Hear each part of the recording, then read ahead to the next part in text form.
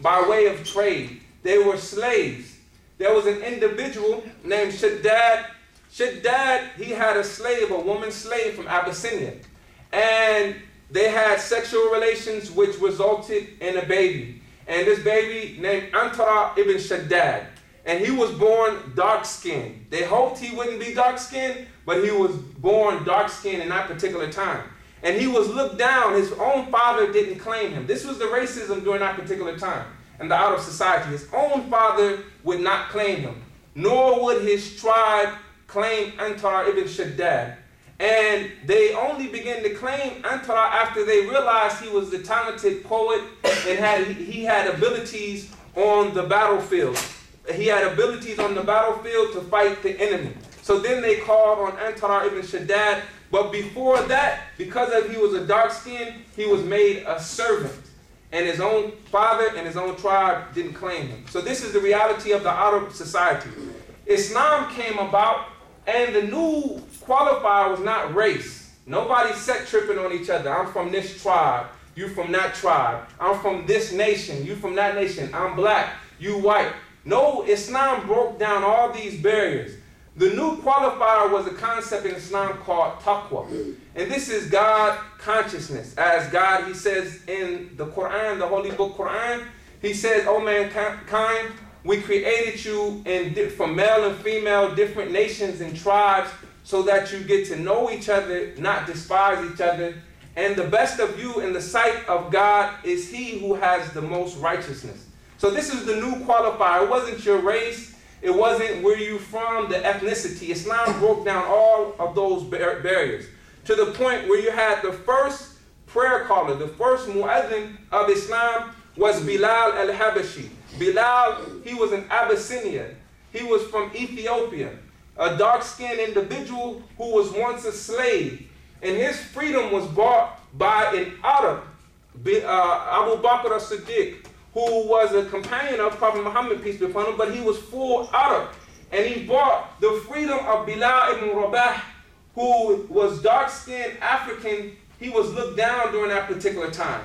But because of his righteousness, he was considered on the same footing. And this was the new qualifier, who is righteous. Individuals like Ayman, the Prophet, peace be upon him, he was never racist. The first individual to really hold Ayman was an Abyssinian woman, and she was his wet nurse during that particular time. And she was the most beloved to the Prophet, peace be upon him. He used to call Ayman my mother, my mother. And this was really during a time when black people in that particular society was looked down upon. But Islam, it brought up the status of who was an individual who was once a slave. In Islam, an individual can be a slave one day and then be a governor the next day. This is the thing about Islam. And then an individual named Usama ibn Zayd, who was also, he was a son of Ayman, a dark-skinned individual. He was given position as commander of the Muslim army. And you had countless individuals around the Prophet, peace be upon him, to show you how big the community of Islam was during that particular time. Even there was a surah in the Quran named after an African. And this surah, Surah Luqman, and this is very important for us to know that Islam was not an Arab religion.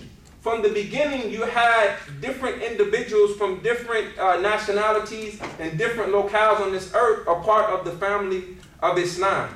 And this brings us to many of the contributions in the African history, which had to do a lot with Islam. If we study, do we know about the nations of Mali, Timbuktu, and Songhai? Can anybody tell me anything about these particular nations? So we have Mali, Songhai, Timbuktu. I know we heard the term Timbuktu before. Somebody give me something. The kingdoms, Islamic kingdoms in Africa. Yeah, these were Islamic kingdoms in Africa. Give me an individual tied to one of those kingdoms. Mali was known for gold. Okay, they were known for gold. They were called the cities of gold. So we look at, and I tell many individuals, because I know in the African American community, we like jewelry. So our origin, I mean, they were doing it big. They had nuggets of gold. Many of the travelers during that particular time said they had gold collars around the necks of the dogs.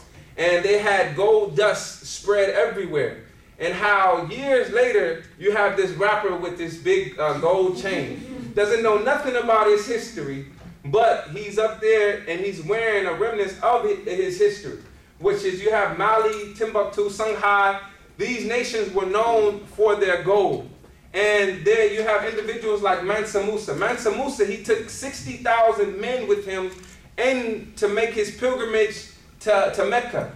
And they went through Egypt with so much gold dust. They dropped so much gold dust in Egypt, they changed the currency of Egypt. The value of the money changed because of the dropping of gold dust in Egypt. And these nations, they were known for books. If we look at Timbuktu, if we look at Sankore, which was a mosque attached to a university. And in this university, they were performing cataract surgery.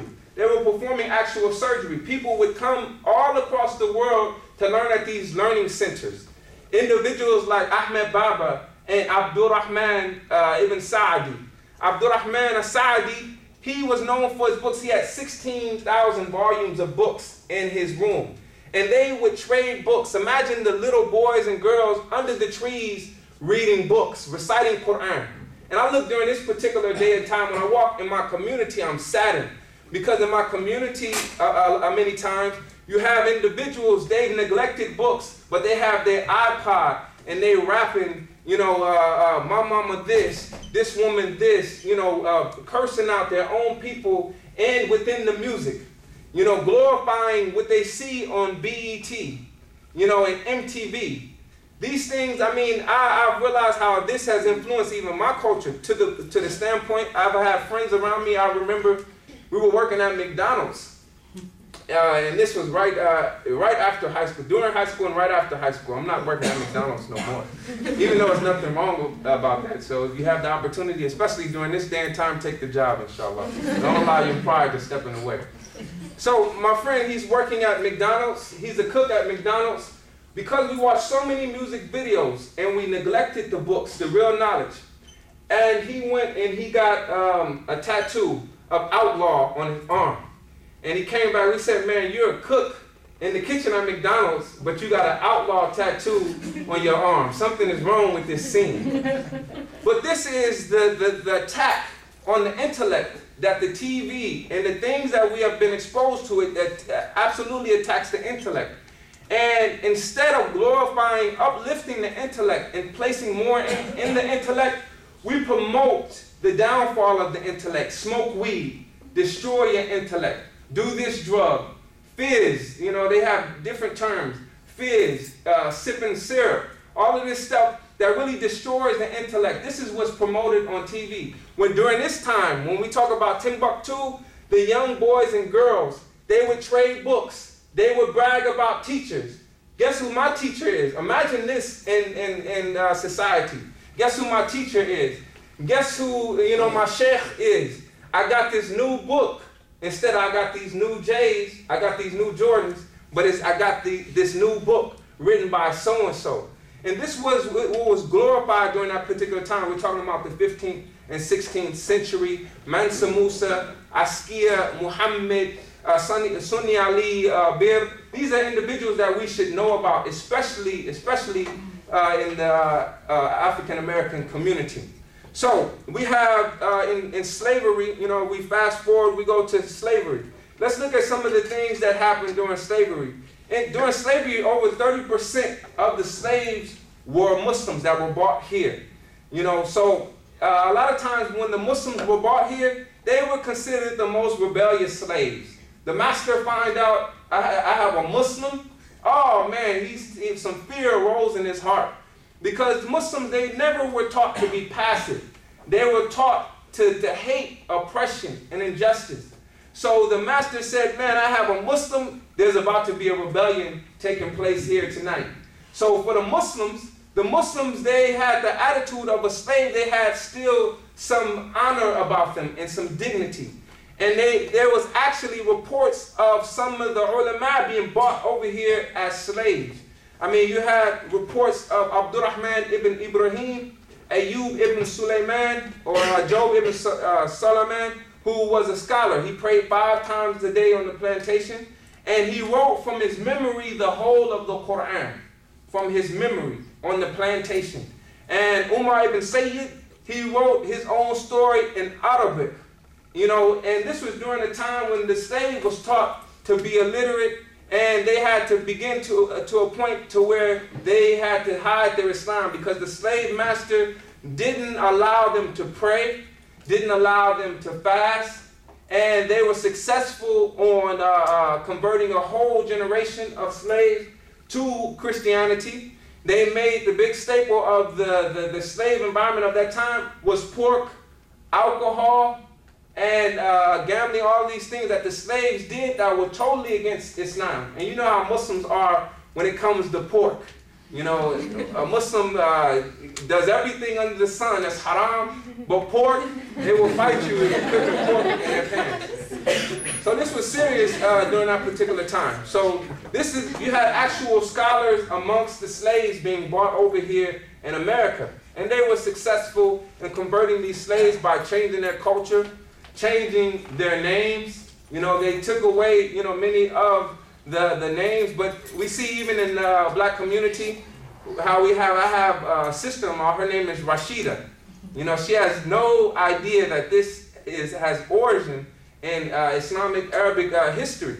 So Rashida, and also I have a nephew, his middle name is Rashad. We take these different names, as black people we tend to make up something, but it's not really made up, it's actually from the Arabic language a lot of times. So I went to school with Jamila, even my name was, is Jihad, so a lot of people just say, oh, you got a black name, that's all that is. But alhamdulillah, a lot of the names even have origin in the Arabic language. So we have a situation to where Islam, it was tried, the slave master tried to annihilate or eliminate Islam, but it rose back up again. And we're going to name a couple of the organizations. One of the organizations was called the Moorish Science Temple. Have we heard of the Moorish Science Temple? Okay, somebody tell me something about the Moorish Science Temple. Founded by Noble Drew Ali in Chicago, correct? Yeah, so Newark, New Jersey. So Timothy Drew, he was known as Noble Drew Ali. So many of the organizations, they wanted to just take a piece of Islam, not the whole of Islam, because they always referred that, well, it belongs to the Arabs, which wasn't the case. But you had individuals, they tried to tailor-make it to the black people's situation during that particular time. So Timothy Drew, he wanted the black people to stop calling themselves black and stop referring to themselves as Negroes. And he said, call yourselves Moors, or Moorish Americans. And he came up with a little thin version of the Quran. He called it the Quran. Instead of the Quran, he said this is the Quran. And instead of being Muslim, we're Muslims. Okay? So this is Noble Drew Ali. This was actually the first organization to pop up in America that actually took from Islam, but it had a good, idea of uplifting downtrodden people during that particular time, the black people being discriminated against. So they needed something for their self-esteem. Then perhaps the biggest of these organizations was referred to as what? Of course, the Nation of Islam. But they say the precursor to the Nation of Islam was the UNIA, founded by who? Okay, founded by Marcus Garvey, and he had Garveyism. And his attempt was to take black people back to Africa on his Black Star Line, which never, fell through. But his teacher, Marcus Garvey, his teacher was a Muslim. Many of the concepts that Marcus Garvey came with were Islamic concepts. One God, one nation. His teacher was Dus Muhammad Ali, who also had an organization of his own. So this was the precursor to the Nation of Islam.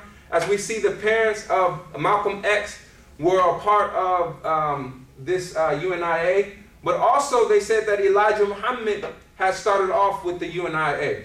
And of course, the Nation of Islam, it sprang up with Fard Muhammad coming forward in 1930, and also passing some knowledge down to Elijah Muhammad, who took it to another level.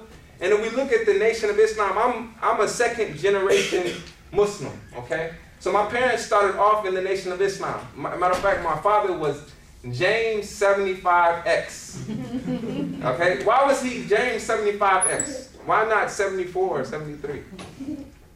Okay, so there were 74 other X's named James ahead of him. Okay, so you had some where James 75X, there's a lot of Johns, so you had maybe John 2000X, you know, so if there was anybody who came into the Nation of Islam before, they would be in that particular line of numbers. So my father was James 75X. He eventually became Imam Sadiq Safir.